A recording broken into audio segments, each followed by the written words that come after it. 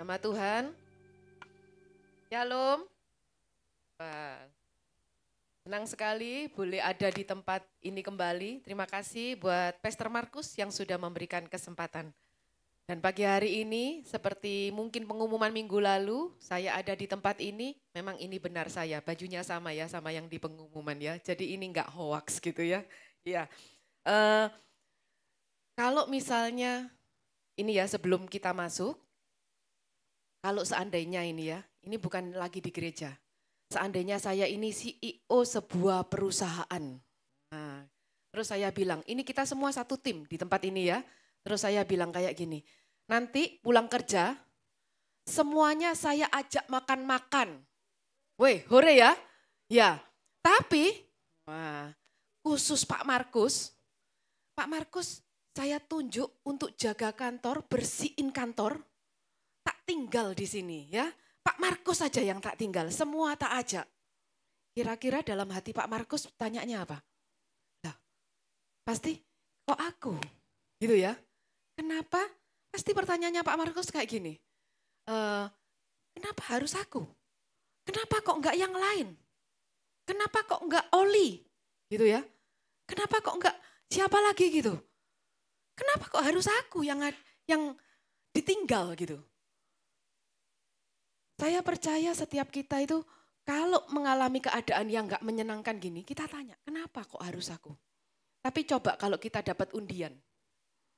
Ada yang tanya gini, waktu menang lotre misalnya ya, terus dapat door prize-nya itu 1 buah mobil. Pernah enggak terus bilangnya gini, Tuhan kenapa kok aku yang dapat? Kok bukan temanku yang dapat Tuhan gitu. Ada yang tanya gitu kira-kira? Enggak ada ya? Atau ada? Enggak ada ya kayaknya ya. Kalau bisa memang kalau aku enggak dapat kita tanya, kok bisa dia saya Tuhan yang dapat? Padahal aku ini loh, aku tuh lebih baik dari dia. Aku tuh murah hati loh Tuhan. Dia itu lebih pelit dari aku. Coba sekarang kalau dia dapat mobil, dipinjem aja loh enggak boleh Tuhan. Coba kalau Tuhan kasih saya, dipinjem buat jemput jemaat GBI Van, pasti tak kasih gitu ya. Kita seringkali seperti itu saudara. Tapi coba kalau misalnya Pak Markus, saya bilang gini, Pak Markus tenang aja. Saya memang tinggal Pak Markus di sini. Tapi kalau semua itu cuma dapat makan, nanti Pak Markus tak bonusin.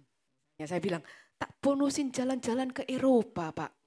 Yang penting Pak Markus tinggal. Pasti Pak Markus dengan rela ya. Jadi ternyata saudara, waktu kita bertanya kenapa kok harus saya, kenapa kok harus aku dalam situasi yang seperti ini. Karena ada kondisi yang bagaimana biasanya. Ada kondisi itu yang menguntungkan atau merugikan. Macet ini ya kayaknya ya. Oke, enggak apa-apa ya, lanjut ya Oli. Jadi kita itu diperhadapkan dengan situasi yang menguntungkan atau merugikan gitu. Pada dasarnya manusia itu sanggup rela melakukan apa saja yang sesuai dengan apa yang dikehendaki. Apa yang sesuai dengan pikirannya. Apa yang sesuai dengan kehendaknya. Mana yang semua berguna untuk kepentingan sendiri. Kepentingan diri sendiri. Pasti manusia itu rela melakukan ya. Benar? Dan kita boleh lihat. Kalau kita renungkan lebih dalam. Ternyata di balik pertanyaan tadi, kenapa kok harus aku Tuhan? Sebenarnya ada satu pertanyaan yang lebih mendalam. Apa untungnya buat aku? Kalau aku dipilih, untungnya itu buat aku apa? Apa keuntungan yang aku peroleh? Kalau minggu kemarin, Pak Markus, Pastor Markus menjelaskan tentang Petrus, Pastor Markus bilang gini ya, gak ada orang itu yang pengen gagal. Kalau bangun tidur terus bilang gini, hari ini aku gagal gitu ya, gak mungkin. Dengan gagah berani Petrus katakan, aku akan bersama-sama dengan Engkau Tuhan. Wah, berani Petrus itu katakan, kayak kita kalau ngomong, sekali Yesus, tetap Yesus. Tapi waktu diperhadapkan dengan sesuatu yang menakutkan, yang kira-kira ini merugikan buat Paulus. Pada akhirnya Paulus gagal. Dan hari ini kita mau belajar dari seorang Yunus. Kayaknya macet ini ya. Boleh langsung Oli dibantu di ayatnya. Yunus 1 ayatnya yang pertama sampai ke-17. Sebenarnya Yunus ini ceritanya menarik. Dari Yunus 1 sampai Yunus 4. Saya berterima kasih buat Pastor Markus yang sudah memberikan saya tema Yunus. Sehingga saya membaca Yunus 1 sampai Yunus 4 dengan lebih jelas daripada biasanya ya. Tetapi pagi hari ini kita mau baca Yunus 1, 1 sampai 17. Mungkin bagi Bapak Ibu Saudara yang belum pernah membaca atau sudah membaca hanya sekilas saja Yunus 1 sampai 17 kok banyak ya, enggak apa-apa, ini latihan. Siapa tahu di rumah tadi belum baca Alkitab ya. Sama-sama kita mau bangkit berdiri, kita mau baca 1 sampai 17 supaya enggak ngantuk ya. Nanti kalau duduknya kelamaan ngantuk. Oke, saya baca yang pertama, yang ganjil, nanti Bapak Ibu baca yang genap. 2, 3. Datanglah firman Tuhan kepada Yunus bin Amitai. Demikian,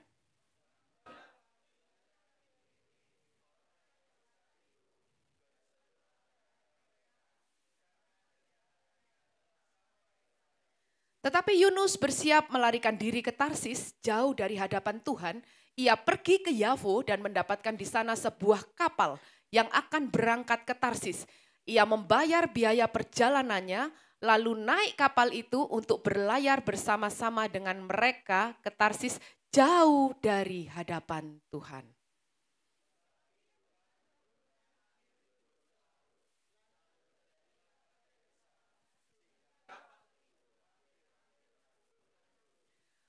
Awak kapal menjadi takut, masing-masing berteriak kepada Allahnya, dan mereka membuang ke dalam laut segala muatan kapal itu untuk meringankannya.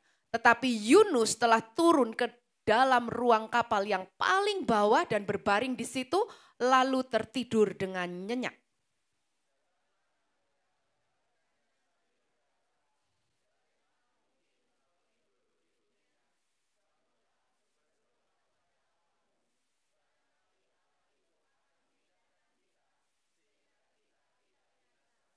Lalu berkatalah mereka satu sama lain, marilah kita buang undi supaya kita mengetahui karena siapa kita ditimpa oleh malapetaka ini.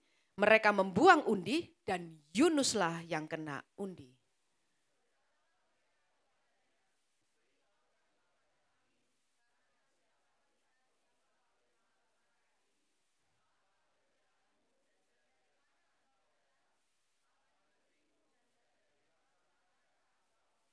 Sahutnya kepada mereka, aku seorang Ibrani.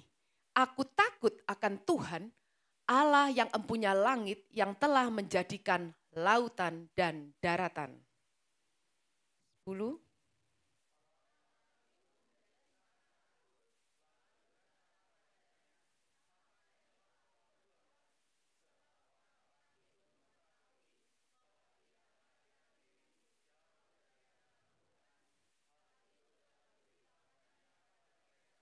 Bertanyalah mereka, akan kami apakan engkau supaya laut menjadi reda dan tidak menyerang kami lagi?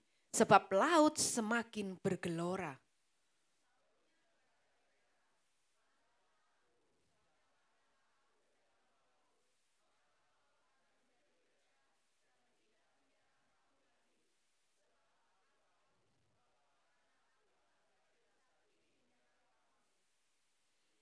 Lalu berdayunglah orang-orang itu dengan sekuat tenaga untuk membawa kapal itu kembali ke darat, tetapi mereka tidak sanggup sebab laut semakin bergelora menyerang mereka.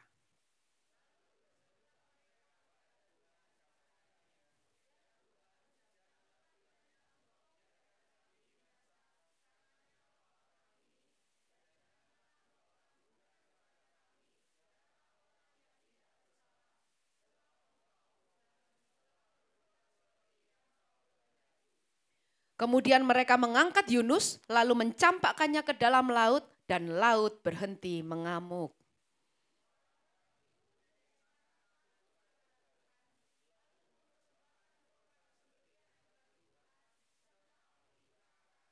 Sama-sama kita katakan 17, 2, 3. Maka atas penentuan Tuhan datanglah seekor ikan besar yang menelan Yunus, dan Yunus tinggal di dalam perut ikan itu 3 hari 3 malam lamanya. Amin. Silakan duduk. Puji nama Tuhan. Berbahagialah setiap kita yang mendengar, menerima firman Tuhan dan melakukannya di dalam kehidupan kita. Nah, kalau kita baca cerita ini sangat menarik ya. Biasanya mungkin kita sering dengar tentang Yunus, tapi yang kita tahu itu adalah Yunus di dalam perut ikan. Nah, itu sudah biasa dari kita kecil dulu ya, tapi kita nggak pernah benar-benar melihat secara detail mengapa Yunus ada di perut ikan. Apa sih kejadian yang terjadi, begitu kan? Nah, kita mau lihat Yunus di ayat 1 tadi dikatakan, lalu datanglah firman Tuhan kepada Yunus bin Amitai. Waktu saya melihat Yunus bin Amitai ini, tidak banyak yang dikatakan tentang Nabi Yunus ini. Ditemukan di dalam 2 Raja-Raja 14 ayat 25 dikatakan Yunus itu sedang melayani di pemerintahan Raja Israel Yerobeam II. Nah, berbeda dengan Nabi Amos dan Nabi Hosea yang mengkritik pemerintahan Yerobeam II karena ketidakadilan dan ketidaksetiaannya. Jadi waktu itu Raja Israel Yerobeam ini banyak menyimpang. Yunus itu justru mendukung kebijakan militer Yerobeam II yang agresif untuk memperluas kekuasaan dan pengaruh bangsa Israel. Sebab waktu itu bangsa Israel ada di bawah penyerangan kerajaan Asyur, yaitu salah satunya Niniwe kotanya ya. Kalau kita lihat dari sini berarti karakternya Yunus itu seorang yang apa? Karena dia sangat membela bangsanya, sekalipun bangsanya itu salah. Kita bisa lihat Yunus itu seorang yang patriotik. Yunus itu seorang yang punya jiwa nasionalismenya itu tinggi. Sekalipun Yerobeam menyimpang, tetapi Yunus atas nama kebanggaannya, seperti tadi dikatakan, waktu pelaut tanya, apa sih pekerjaanmu? Apa sih yang kau lakukan? Apa bangsamu itu yang terakhir? Tapi Yunus jawabnya apa? Aku ini Ibrani. Yang ditanya pertama itu pekerjaannya, tapi Yunus ngomongnya apa? Aku seorang Ibrani. Pertama kali dia menyebutkan, itu menunjukkan bahwa apa? Menunjukkan identitas yang dibawa dia. Menunjukkan bahwa dia begitu cinta ketika dia dikatakan bangga, kebanggaannya itu menjadi seorang Ibrani. Nah, Yunus itu mendapatkan panggilan Tuhan. Dikatakan bangun, pergi. Karena kejahatan Niniwe itu sudah sampai kepadaku. Tuhan cuma ngomong bangun, pergilah ke Niniwe. Ini adalah sebuah panggilan yang diterima oleh Yunus. Kira-kira kalau kita yang jadi Yunus, kita bisa bayangkan situasi Yunus, kalau kita di situasi Yunus, wah panggilan ini kira-kira menguntungkan atau merugikan ya? Sebab, saya beri latar belakangnya ya, Niniwe itu adalah bangsa non-Yahudi. Dia bukan bangsa pilihan. Kemudian Niniwe itu adalah bangsa yang kejam. Kalau Bapak Ibu tahu hari-hari ini misalnya kita sering dengar tentang mutilasi, perang, terus dia sengaja kalau setelah perang lawannya kalah itu salah satu tangannya dipotong, enggak dipotong dua-dua. Dipotong cuma satu, kenapa? Supaya nanti dia bisa berjabat tangan dengan yang kalah itu sebagai tanda penghinaan. Dia potong tangan satu, dia potong kaki satu, enggak dipotong semua saudara, disisain.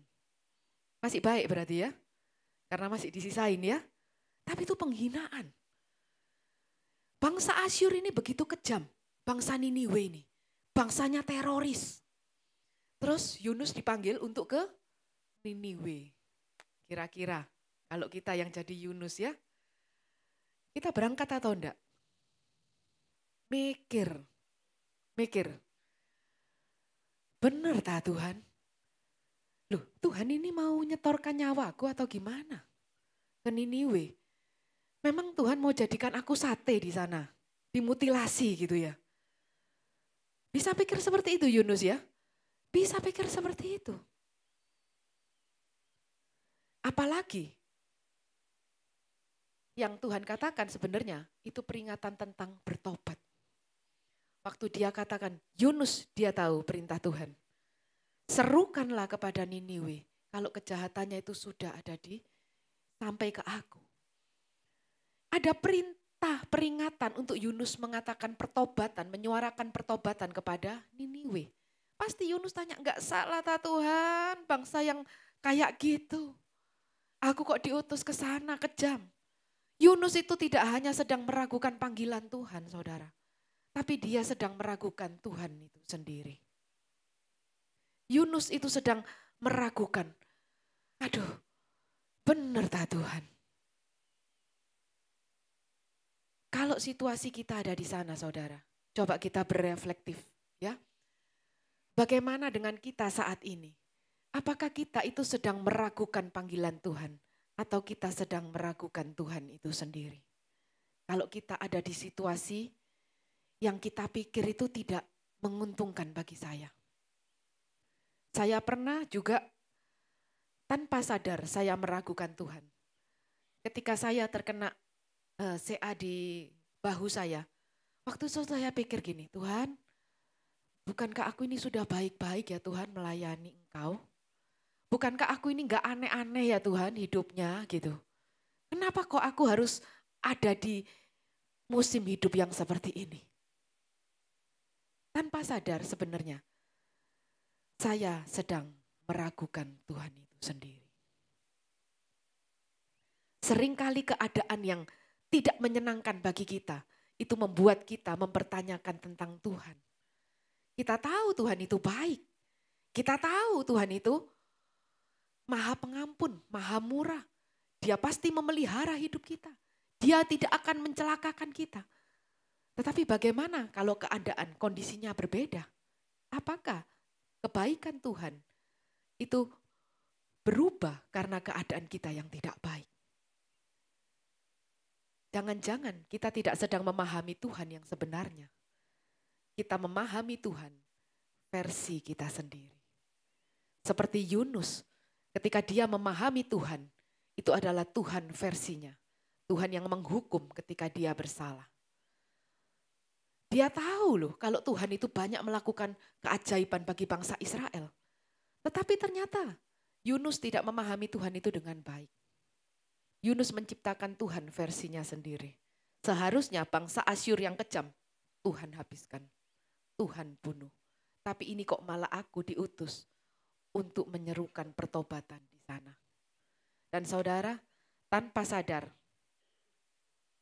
ketika kita sedang meragukan Tuhan, ada akibatnya kalau kita lihat di cerita Yunus. Yang pertama, Yunus melarikan diri jauh dari hadapan Tuhan. Karena dia meragukan Tuhan, pada akhirnya Yunus itu mempunyai sifat melakukan hal yang melawan Tuhan.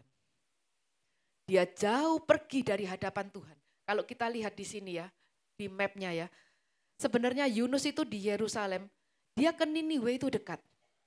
Tapi dia pilih apa? Dia pilih ke Tarsis yang jaraknya kurang lebih 2.500 miles. Seharusnya ke Niniwe cuma 550.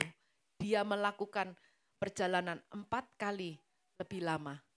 Daripada dia ke Niniwe, dia pilih ke Tarsis. Dia ke Jova, dia pilih jarak melarikan diri, bukan yang deket-deket saudara. Dia pilih yang paling ujung sendiri. Dia mau naik kapal besar. Dia pilih melakukan perlawanan kepada Tuhan. Dia dipanggil ke timur, Yunus ke barat. Tuhan bilang jalur darat, Yunus pakai jalur laut. Diutus ke kota besar, Yunus milihnya ke ujung dunia. Yunus melawan Tuhan. Orang yang mengabaikan Tuhan, kita ingat di dalam cerita apa saudara? Kalau Kita tahu Tuhan itu mengasihi. Bukan hanya orang yang sangat bermoral dan beragama ataupun tidak bermoral dan tidak beragama. Dua-dua orang ini bisa mengabaikan Tuhan. Sama seperti Yunus. Kita bisa melihat Yunus itu di dalam perumpamaan anak yang hilang. Pada saat Yunus lari ke Tarsis, dia seperti anak yang hilang, anak yang bungsu. Tetapi di satu hal yang sama, Yunus juga berlaku sebagai anak sulung, di mana dia tidak suka kalau Niniwe itu bertobat. Ini yang dilakukan oleh Yunus. Dia lari daripada Tuhan. Dia enggak mau jalan dalam panggilan Tuhan. Dia melarikan diri jauh. Kata melarikan diri jauh dari hadapan Tuhan. Di dalam ayat 1 ini ada 3 kali disebutkan. Artinya Yunus benar-benar tidak mau lagi mendengar. Dia benar-benar melawan Tuhan. Dia mengabaikan apa yang Tuhan katakan.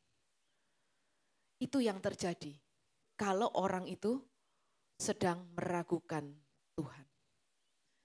Dan yang kedua,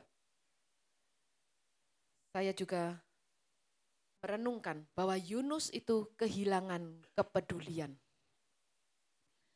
Di Yunus 1 ayatnya 4-5, tetapi Tuhan menurunkan angin ribut ke laut, lalu terjadilah badai besar sehingga kapal itu hampir-hampir terpukul hancur. Awak kapal menjadi takut, masing-masing berteriak kepada Allahnya dan mereka membuang ke dalam laut segala muatan kapal itu untuk meringankannya. Tetapi Yunus telah turun ke dalam ruang kapal yang paling bawah dan berbaring di situ lalu tidur nyenyak. Orang yang tidak mempedulikan Tuhan lagi. Orang yang tidak mau dengar apa yang Tuhan katakan. Dia bisa punya sifat tidak peduli dengan sekitarnya. Bagaimana ketika Tuhan itu mengirimkan badai besar karena ketidaktaatan Yunus. Yang tidak taat kan Yunus, tapi yang terima akibatnya siapa? Satu kapal. Tapi Yunus gak peduli. Yunus malah pilih apa saudara? Turun ke dalam ruang kapal yang paling bawah, berbaring di situ, dia malah tidur nyenyak. Kayaknya dia nggak mau tahu.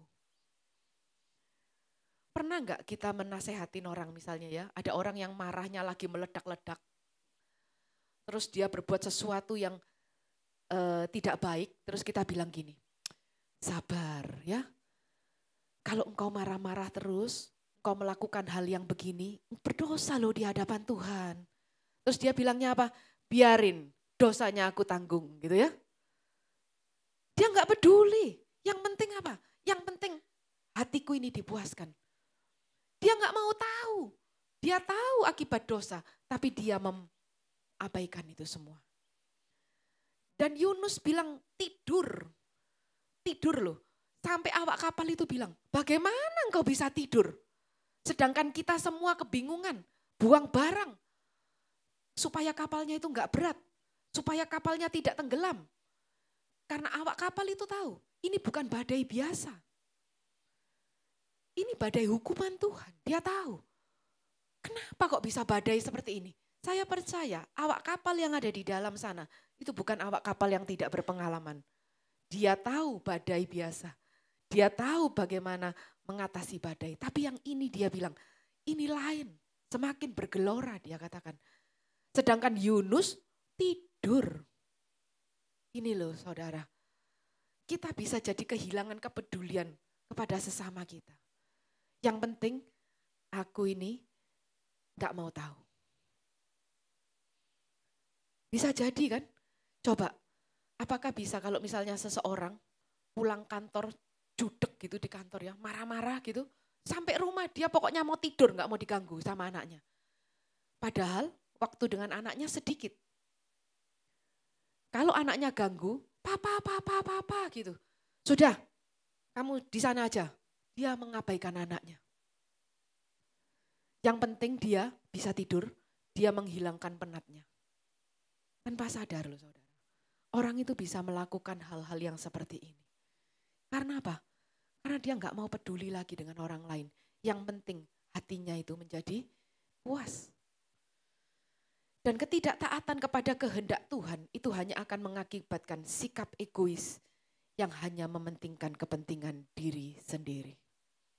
Ketika Yunus melawan perintah Tuhan, ketika Yunus tidak taat kepada Tuhan, akibatnya apa? Rasa egonya muncul lebih besar. Dia nggak mau peduli dengan orang-orang yang ada di kapal. Yang penting dia mau tidur. Dia nggak mau tahu urusan dia diutus ke Niniwe. Dan yang ketiga, Yunus kehilangan kasih. Yunus 1 ayat 2 ketika dia dipanggil, bangunlah pergilah ke Niniwe, kota yang besar itu, berserulah terhadap mereka karena kejahatannya telah sampai kepadaku. Kita pikir mungkin apakah Yunus takut dibunuh di bangsa Asyur? Mungkin ya. Tapi ternyata yang menjadi alasan utama Yunus, kita bisa lihat di ayat 4, pasal 4 ayatnya yang kedua. Karena Yunus berdoa demikian. Lalu ia berdoa kepada Tuhan, ya Tuhan, bukankah hal ini telah kukatakan ketika aku masih di negeriku? Itulah sebabnya aku dahulu melarikan diri ke Tarsis. Sebab aku tahu bahwa engkaulah Allah yang pengasih dan penyayang, panjang sabar dan berlimpah kasih setia, serta menyesal atas malapetaka yang didatangkannya. Wow, ternyata alasan Yunus itu ini. Dia enggak mau kalau Tuhan itu menyatakan kasihnya kepada Niniwe. Karena dia tahu ketika dia diutus, dia tahu bahwa Niniwe akan diselamatkan. Bagaimana bangsa yang kejam, Tuhan memberikan kasih karunia, keselamatan. Sekalipun pada akhirnya Niniwe juga dihukum karena dia kembali lagi kepada kejahatannya. Tetapi alasan Yunus terutama yang tidak mau, dia ngomong apa? Aku tahu loh Tuhan, sejak di negeriku aku tahu, engkau itu pengasih, penyayang. Tapi Yunus tidak rela lihat orang Niniwe itu menerima anugerah Tuhan. Charles Spurgeon mengatakan gini, sama seperti kita orang Kristen, seringkali menginginkan musuh kita itu dihancurkan. Sama seperti kita, seringkali marah kepada Tuhan ketika Tuhan menunjukkan belas kasihan. Itulah sikap Yunus. Bukankah sikap Yunus kadang-kadang sama seperti sikap kita? Kita tidak suka orang yang menyakiti kita justru menerima kemurahan, kebaikan Tuhan. Kalau bisa, orang yang menyakiti kita, hajar saja Tuhan. Terus kita pakai bersembunyi di apa? Sudahlah, kalau orang itu menyakiti aku serahkan kepada Tuhan, biar Tuhan yang Wah, kita hebat saudara. Kita sudah mau pakai tangan Tuhan untuk balas orang yang menyakiti kita, gitu ya.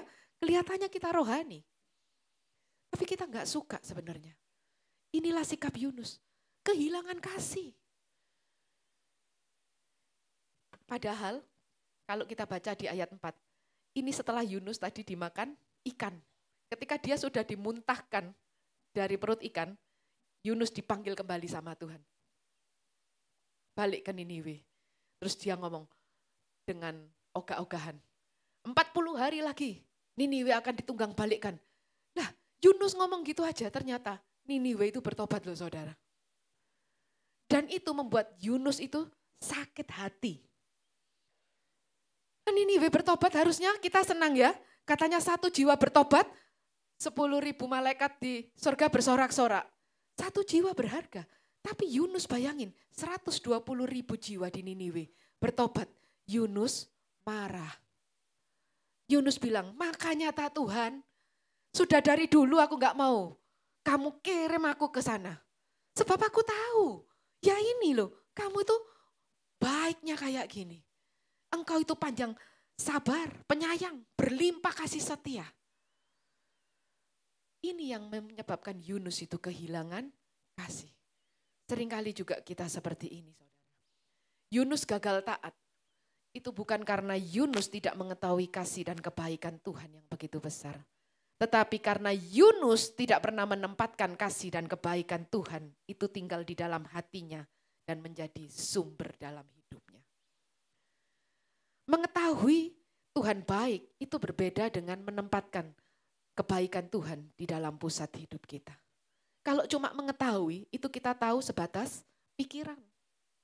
Oh ya kalau Tuhan baik, terus kemudian aku baik, ya layaklah Tuhan aku diberkati.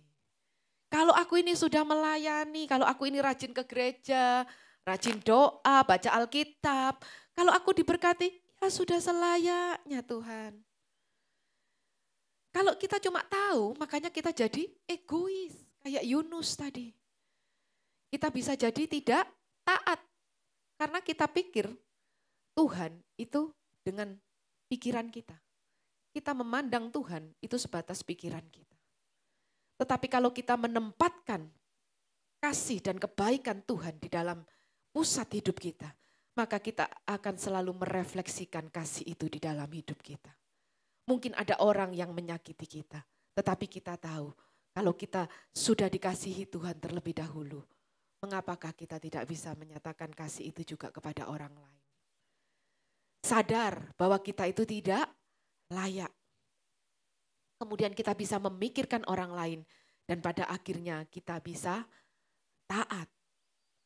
Hanya dengan menyadari bahwa kita itu adalah orang berdosa dan tidak layak menerima anugerah kebaikan Tuhan, maka kita itu dimampukan untuk menjadi sarana dalam menyalurkan anugerah tersebut kepada sesama kita. Saya ingat papa saya, waktu dia meninggalkan kami di masa kecil, tetapi ketika tua dia datang. Banyak orang yang berkata, saya ada banyak melihat orang yang tidak mau dengan papanya. Tapi sekali lagi Tuhan mengingatkan, karena kita juga bukan anak yang sempurna. Mengapa kita tidak bisa mengasihi orang tua kita? Mengapa kita tidak bisa memaafkan orang tua kita? Pertanyaan reflektif bagi kita. Apa sih yang membuat kita gagal taat, saudara? Apakah kita hanya peduli bahwa kasih karunia Tuhan itu cuma untuk aku saja dan bukan untuk orang yang kita benci? Adakah saat ini kita memikirkan bahwa anugerah itu cuma untuk kita, bukan untuk orang yang kita benci? Karena pada dasarnya Tuhan menyatakan anugerahnya bagi setiap orang yang mau menyambut kasihnya. Dan kabar baiknya kita tahu bahwa kecintaan Yunus kepada bangsanya dan kebencian Yunus kepada musuhnya itu tidak dapat menggagalkan kasih dan ketetapan Tuhan. Ketidaktaatan Yunus tidak dapat menggagalkan panggilan dan pilihan Tuhan atas Yunus. Sekalipun Yunus gagal taat, tetapi Tuhan sanggup memakai Yunus sesuai dengan rencana dan kehendaknya. Dan berikutnya, kapal besar yang Yunus pilih itu tidak dapat membawa Yunus lari menjauh daripada Tuhan. Kalau Yunus pilih kapal yang besar untuk lari jauh daripada Tuhan, Tuhan kirimkan badai yang besar. Badai besar yang Tuhan kirim itu tidak hanya menyadarkan Yunus bahwa keselamatan itu hanya dari Tuhan. Dan tidak seharusnya Yunus mengorbankan orang-orang yang berada di kapal karena dosanya. Tetapi juga membuat orang-orang yang tidak mengenal Tuhan itu menjadi takut dan mengakui kebesaran Tuhan. Ternyata badai besar yang Yunus kirim, ketika orang-orang berteriak kepada Yunus, berdoalah kepada Allahmu. Siapa tahu dia mendengarkan engkau. Apalagi setelah dibuang undi, dia tahu bahwa karena Yunus yang kena undi, Yunus menjadi sadar bahwa kapal itu diterpa badai karena dia. Dia sadar bahwa dia menerima akibat ketidaktaatan daripada Tuhan. Dia disadarkan. Bapak Ibu bisa baca nanti di pasal 2, doa pertobatan Yunus. Pada saat di perut ikan, dia katakan keselamatan itu hanya daripada Tuhan. Dia mengingat bahwa dia dikatakan, aku orang Ibrani, aku orang yang takut akan Tuhan. Bagaimana orang yang takut akan Tuhan tetapi dia melawan Tuhan?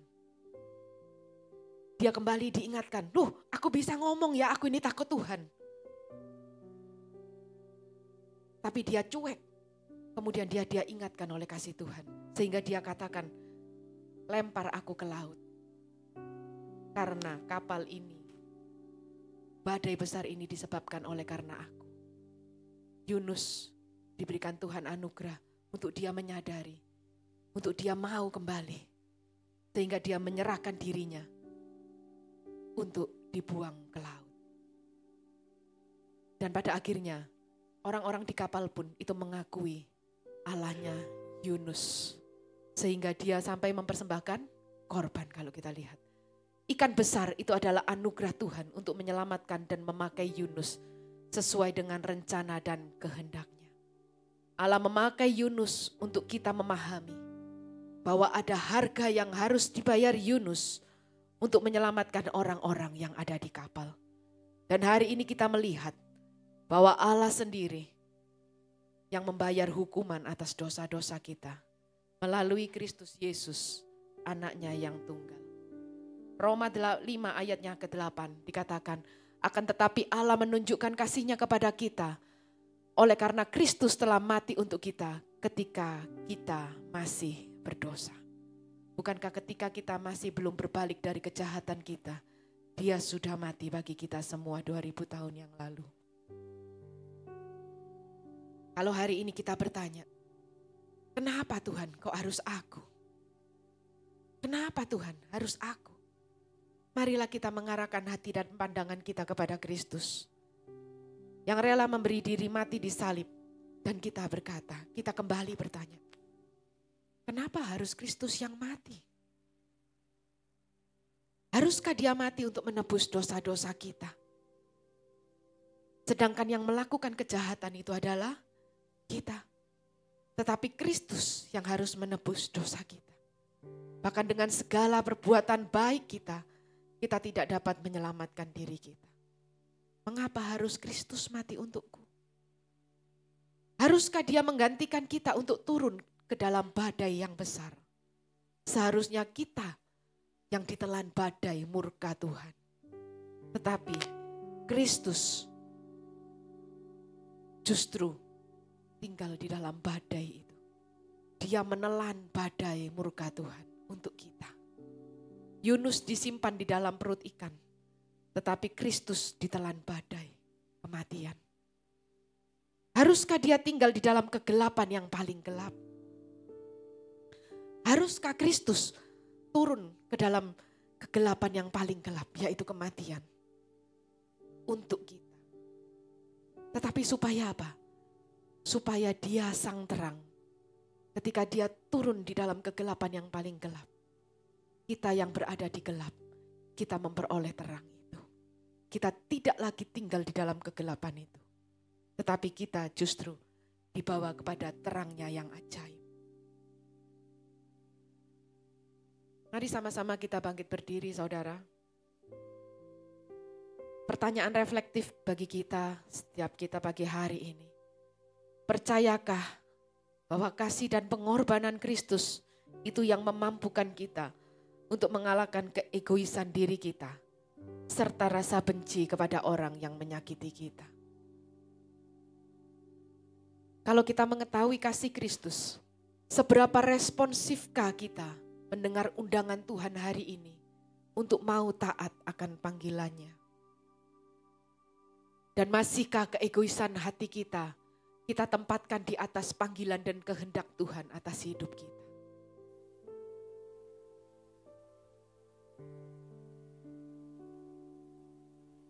Hanya dengan mengingat dan menyadari betapa besarnya kasih yang begitu besar, bahkan dengan memberikan nyawanya sendiri untuk memperoleh kembali nyawa kita, agar setiap kita yang adalah milik kesayangannya, hari ini saudara sama-sama kita boleh berkata, ini aku Tuhan, utuslah aku. Mengucap syukur Bapa buat kebenaran firman-Mu yang mengingatkan kepada kami. Akan begitu besarnya kasih-Mu, akan begitu besarnya anugerah-Mu yang sudah Kau nyatakan bagi kami. Yang sudah menyelamatkan kami manusia berdosa. Sehingga kami yang seharusnya binasa, kami diberikan kehidupan yang kekal. Kami bersyukur Tuhan, ingatkan kami Tuhan untuk kami boleh menyatakan kasih-Mu Tuhan yang sudah kami terima untuk orang-orang yang ada di sekitar kami. Bahkan orang-orang yang sudah menyakiti kami. Berikan kami keberanian untuk kami boleh mengasihi orang-orang yang sudah menyakiti kami. Berikan kami keberanian Tuhan untuk kami boleh menyatakan terang-Mu Tuhan di tengah-tengah kegelapan dunia ini Bapa. Ini kami Bapa, utus kami di dalam rencana dan kehendak-Mu. Dan kami percaya, mungkin kami bisa gagal, tetapi Engkau yang menolong kami, Engkau yang membantu kami, untuk kami boleh tetap teguh berdiri di dalam panggilan-Mu bagi setiap kami. Di dalam nama Tuhan Yesus Kristus, kami berdoa, kami bersyukur. Amin.